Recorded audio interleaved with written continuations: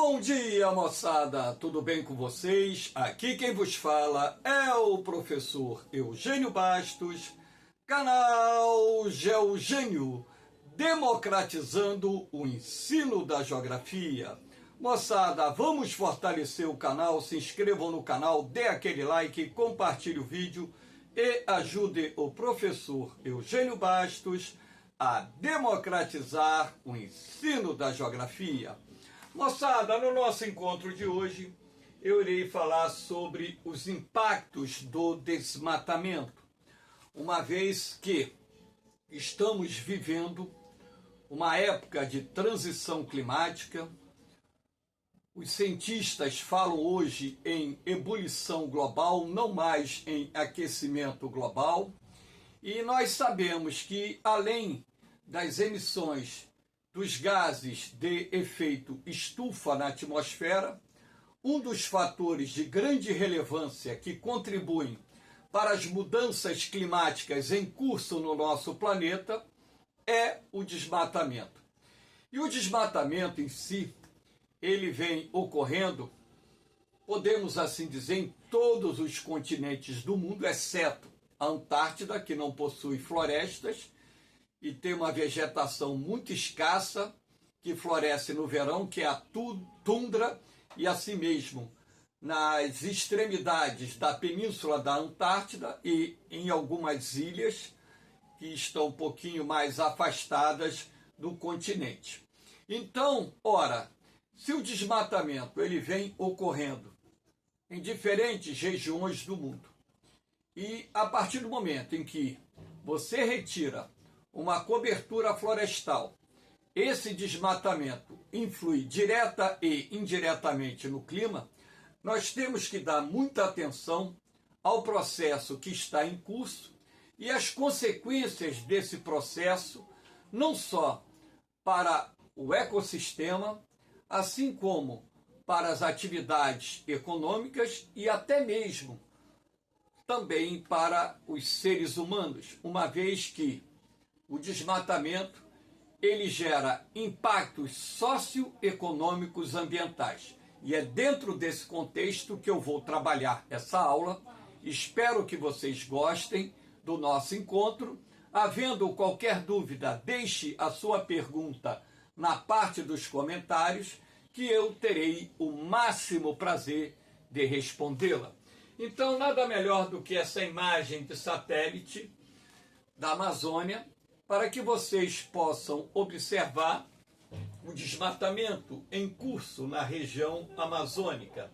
Então, como vocês podem perceber, a tonalidade escura representa áreas remanescentes da floresta amazônica e as partes claras representam as áreas desmatadas, algumas das quais já transformadas em pastos, outras em campos agrícolas, enfim.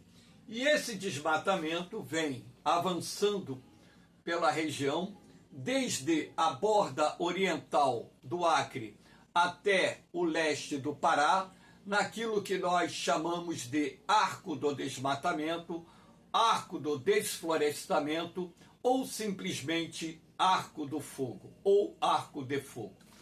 Então, ora, a partir do momento em que milhões de hectares de matas são perdidas a cada ano, não só aqui no Brasil, como em várias partes do mundo, vamos trabalhar com as consequências desse desmatamento em vários aspectos. Eu escolhi o Brasil, por ser a minha terra, para falar sobre os impactos do desmatamento, e aquilo que ocorre no Brasil podemos estender a outros tantos países do mundo, onde o problema também existe e onde as consequências também estão se agravando ano a ano. Então, por exemplo, maior frequência e duração das ondas de calor. Então, o que nós estamos verificando nos últimos anos no Brasil é o aumento do número de ondas de calor e também, não só em número, mas também em dias, essas ondas de calor, além de estarem sendo mais frequentes, estão ficando mais duradouras. E isso traz um desconforto térmico muito grande, não só para nós seres humanos, assim como para tantas espécies de animais que vivem nos diferentes ecossistemas do Brasil. Então, aqui eu coloquei esse mapinha do Brasil para ilustrar justamente, né, o aumento da incidência de ondas de calor e também da duração dessas ondas de calor, como forma de chamar a atenção das autoridades sobre a necessidade de adotarmos medidas urgentes, não só para combater esse desmatamento irracional, assim como também mitigar as mudanças climáticas em curso, não só no Brasil, assim como em tantos outros países do mundo. Aqui nós temos, né, uma pesquisa feita por cientistas brasileiros sobre o impacto do desmatamento em estados da região norte.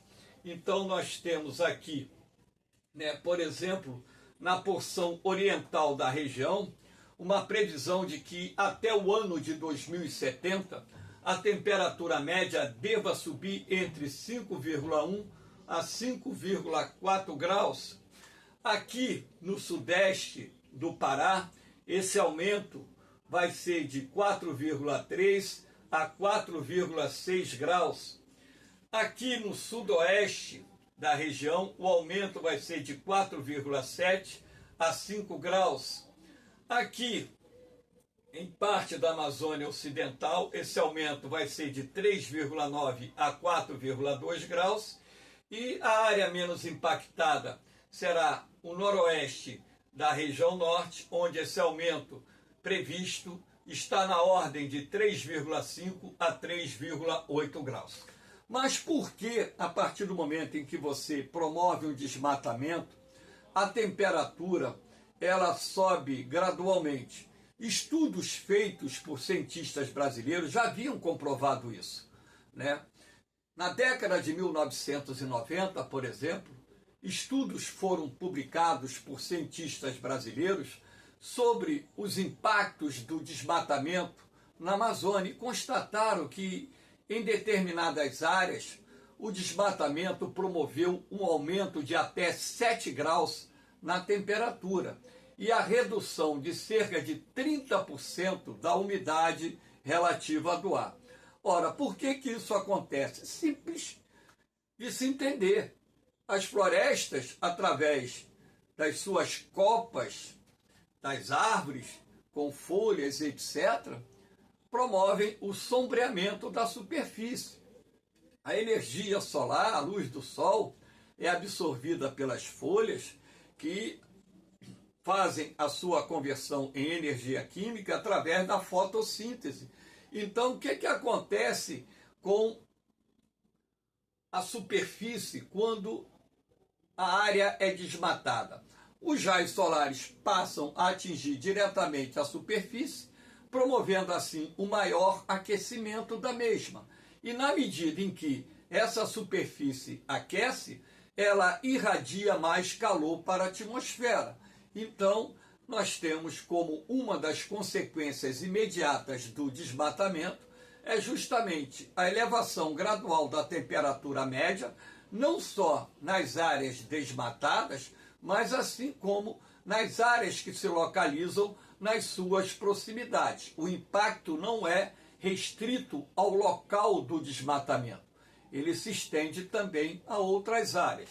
E o desmatamento também acaba alterando os padrões de evapotranspiração, que tem um forte papel, no caso da Amazônia, no processo que leva trilhões de litros de água por dia para a atmosfera, e dessa forma, a partir do momento em que você desmata, há uma tendência natural do ar atmosférico ir ficando mais seco, o que também vai alterar nos padrões de formação de nuvens e também nos padrões de precipitação e distribuição dessa precipitação durante o ano.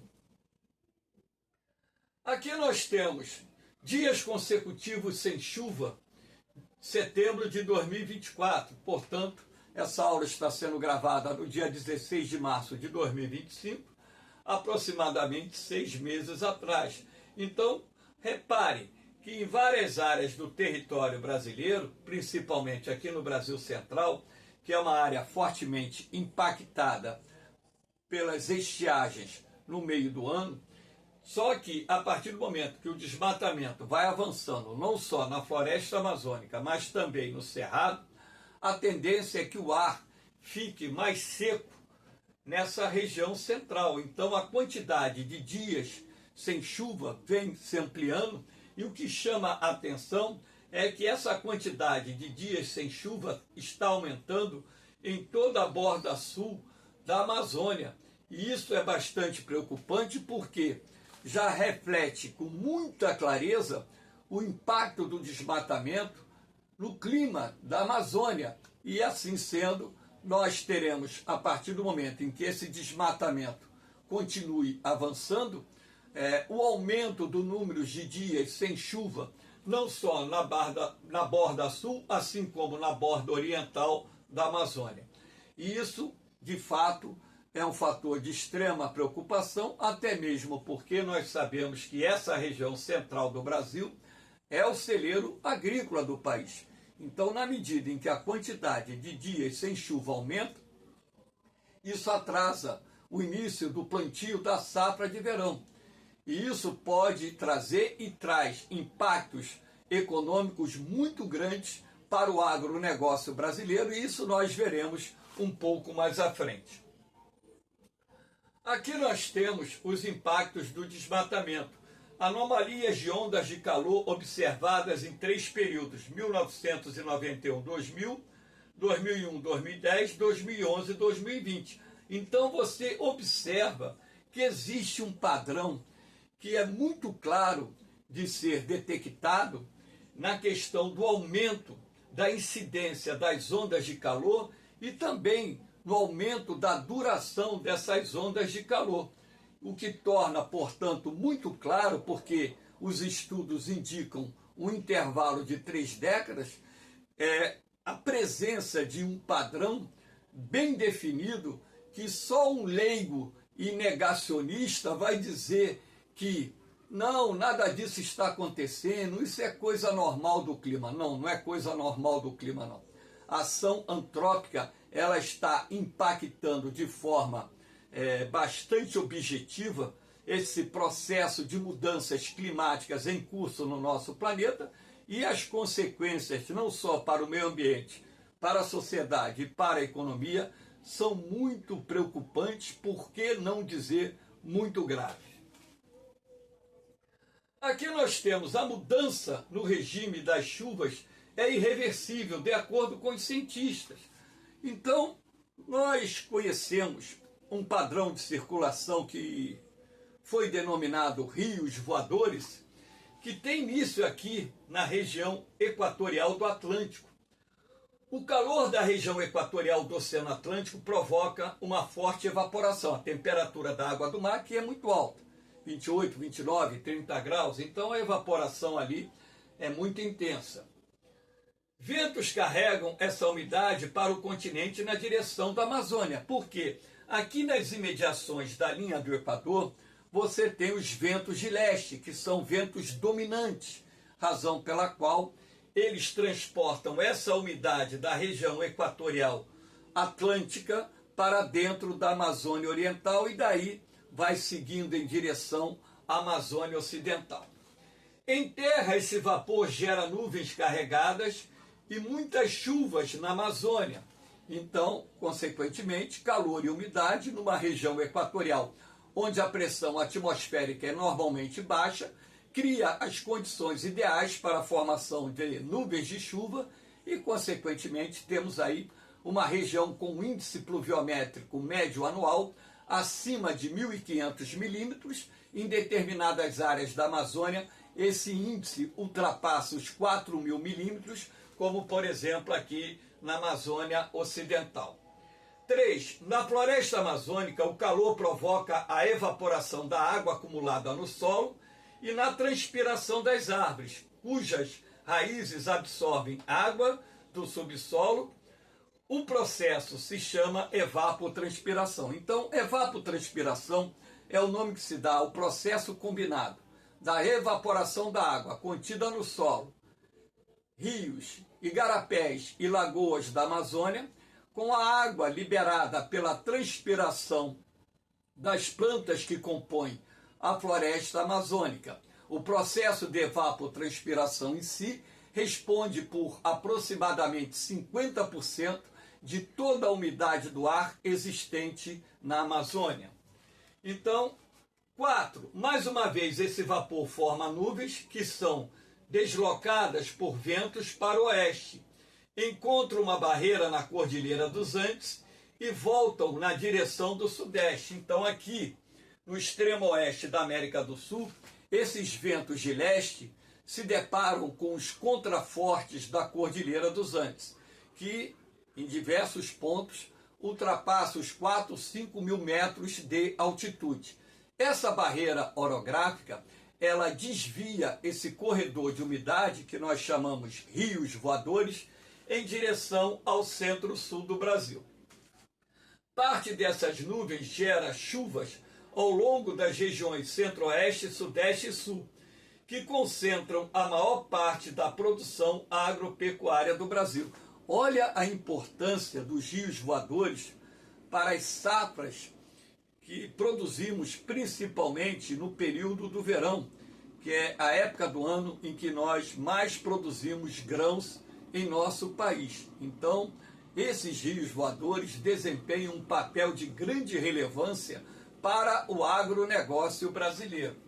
6. Na prática, a água da Amazônia é transferida para o centro-sul do Brasil por meio de ventos e chuvas. Por isso, esses corredores atmosféricos de umidade são chamados de rios voadores. Então, aqui eu falei sobre a importância desses rios voadores para a distribuição das chuvas em parte do território brasileiro, e esses rios voadores estão sofrendo já um forte impacto do desmatamento que vem avançando em todas as áreas da Amazônia. Em algumas áreas em ritmo mais acelerado, em outras áreas em ritmo mais lento. A ideia aqui é mostrar a redução das chuvas tem um forte impacto nas atividades agrárias. Essa imagem de uma lavoura de soja afetada por uma seca sazonal que quebrou a safra. Então, olha aqui, ó, a floresta amazônica como um todo é responsável pela evapotranspiração de 20 trilhões de litros de água por dia. 20 trilhões de litros de água por dia, estimativas, é claro, são lançadas na atmosfera pelo processo de evapotranspiração, contribuindo assim para a manutenção de um alto padrão de umidade na Amazônia. O regime de chuvas é um fator decisivo na produtividade da agropecuária. Claro, a chuva ela não pode ocorrer de forma concentrada num curto período. As chuvas têm que ocorrer num período mais amplo, inclusive no período em que a safra foi plantada, a safra está crescendo e só não pode ser em excesso na época de colheita, né? Nas principais regiões produtoras do Brasil, o regime de chuvas está ligado à evapotranspiração da Amazônia.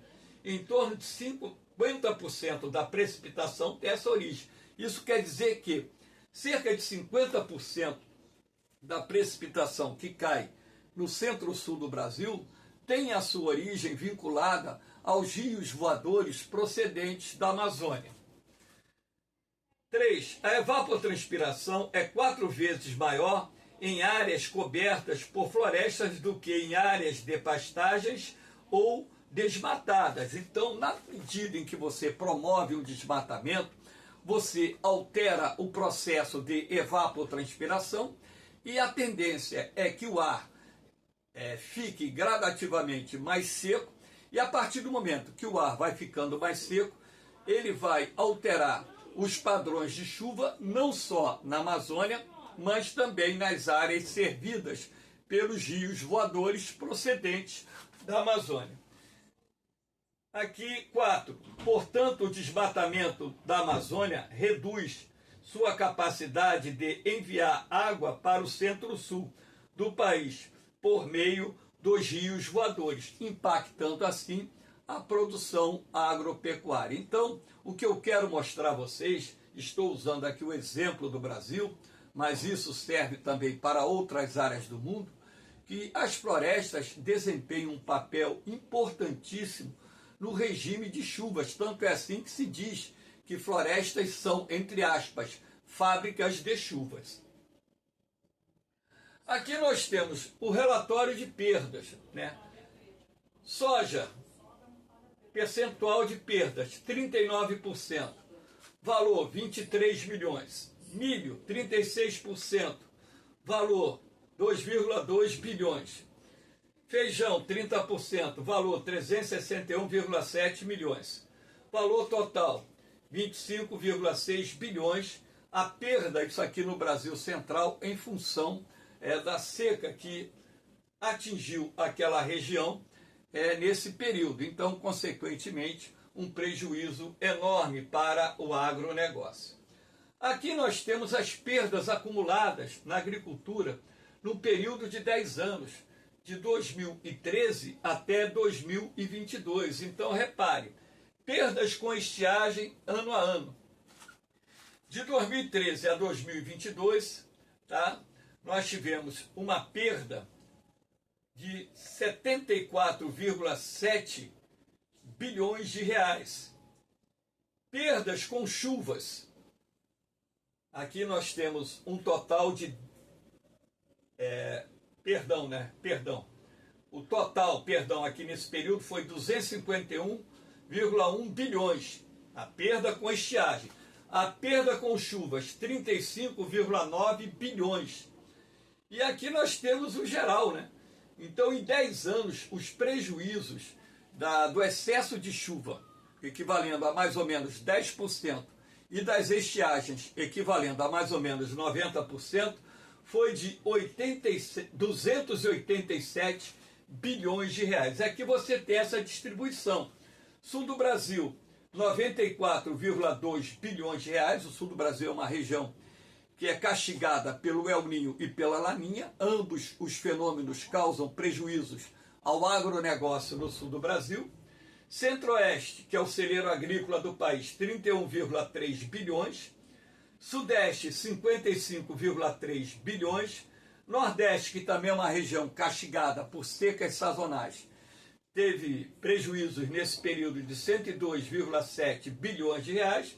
E a região Norte, que ainda é menos impactada por essas mudanças climáticas decorrentes do desmatamento, teve uma perda de 3,3 bilhões. Lembrando também que na região Norte o setor agrícola ainda não se destaca tanto. No setor agrário, que tem mais lá é criação de gado, as plantações de grãos estão avançando e ainda não se compara a quantidade de grãos que é produzida na região Centro-Oeste, que, como eu disse, é considerada o celeiro agrícola do país.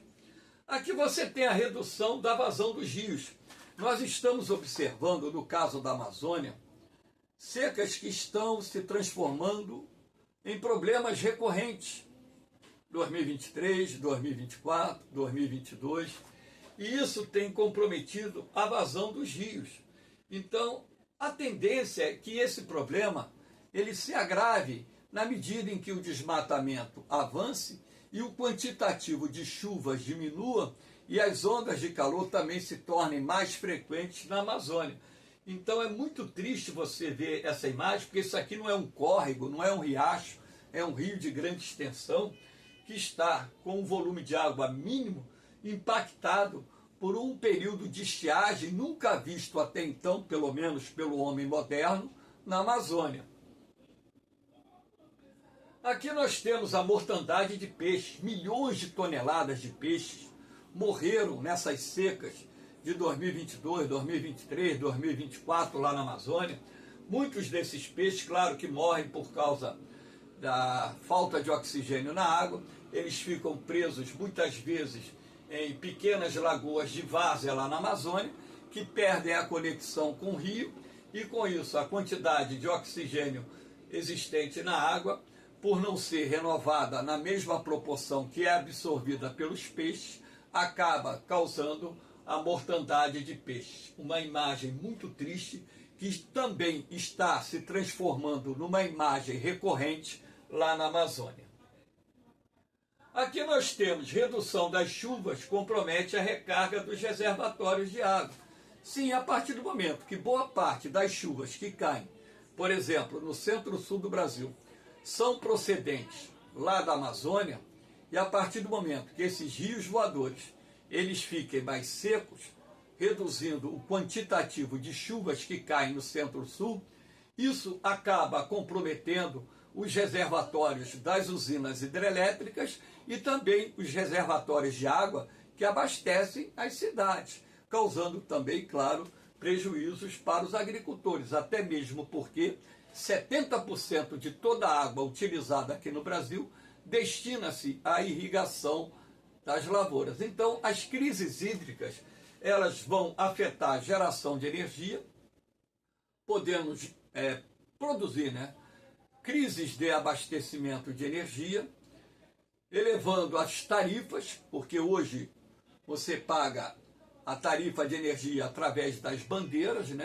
e quando você tem uma queda da oferta de energia, a bandeira vai para um valor maior, que é a bandeira vermelha, 2, e você paga um custo muito maior pela energia que recebe, até mesmo porque, para suprir parte da energia que as usinas hidrelétricas deixam de fornecer, é preciso acionar as usinas termoelétricas, que têm um custo de geração maior do que o custo de geração das usinas hidrelétricas. Então, é um problema também a questão da geração de energia, porque se o custo da energia fica mais alto, isso também ajuda a inflacionar a economia, o custo de produção aumenta, os preços dos produtos aumentam e você não paga somente um valor a mais pela energia que consome, você paga um valor a mais também pelos produtos e serviços que você consome. As crises de abastecimento de água serão mais frequentes. Aqui nós temos uma outra imagem de um reservatório de água praticamente seco. Então isso levará as prefeituras a adotarem medidas de racionamento de água que se tornarão cada vez mais frequentes se nós não conseguirmos reverter esse processo de mudanças climáticas em curso no planeta e reverter o processo de desmatamento, que é um dos fatores responsáveis por essas mudanças climáticas que estão em andamento no nosso planeta. Então, pessoas irão conviver com a escassez de água com maior frequência e pagar um valor maior pelo metro cúbico de água consumida. A aceleração do processo de desertificação, aqui nós temos uma região, um município de Gilboés, lá no Piauí, onde já tem um núcleo de deserto consolidado em plena expansão. O sertão nordestino é a área brasileira mais vulnerável ao processo de desertificação, e esse processo de desertificação que vem ocorrendo no sertão resulta de uma ação combinada da destruição da Mata Atlântica lá na zona da Mata Nordestina, da destruição da Floresta Amazônica no sudeste da Amazônia, da destruição da Caatinga, da destruição da Mata dos Cocais, da destruição do Cerrado no oeste da Bahia, no sul do Maranhão, no sul do Piauí, enfim. Então, o clima do interior do Nordeste está ficando mais seco, razão pela qual hoje existem núcleos de desertificação em pleno andamento, em pleno processo de expansão nos estados do Piauí, Ceará, Rio Grande do Norte, Paraíba, Pernambuco, Bahia e por aí vai. Nenhuma região do Brasil está tão exposta ao processo de desertificação como o sertão nordestino. Moçada, espero que vocês tenham gostado do nosso encontro. Dê aquela forcinha. Ajude o canal Geogênio a alcançar um número maior de pessoas, dando like, deixando seu comentário, compartilhando o vídeo, porque o canal Geogênio foi criado com um único objetivo: democratizar o ensino da geografia. Tema ambiental tem caído com muita frequência nos concursos de vestibulares e concursos militares, razão pela qual vocês têm que dar muita atenção aos temas ambientais. No canal Geogênio tem a playlist de temas ambientais, lá na playlist tem as questões ambientais, né, meio ambiente, com várias aulas falando sobre inúmeros problemas ambientais. Valeu, moçada! No mais, um bom domingo para vocês, que Papai do Céu abençoe todos, suas famílias, e que possamos estar juntos no próximo sábado, quando darei continuidade, gravando novos assuntos de interesse geográfico. No mais, um beijão no coração de vocês, um forte abraço, fiquem com Deus, eu vou, mas eu volto, hein? Fui!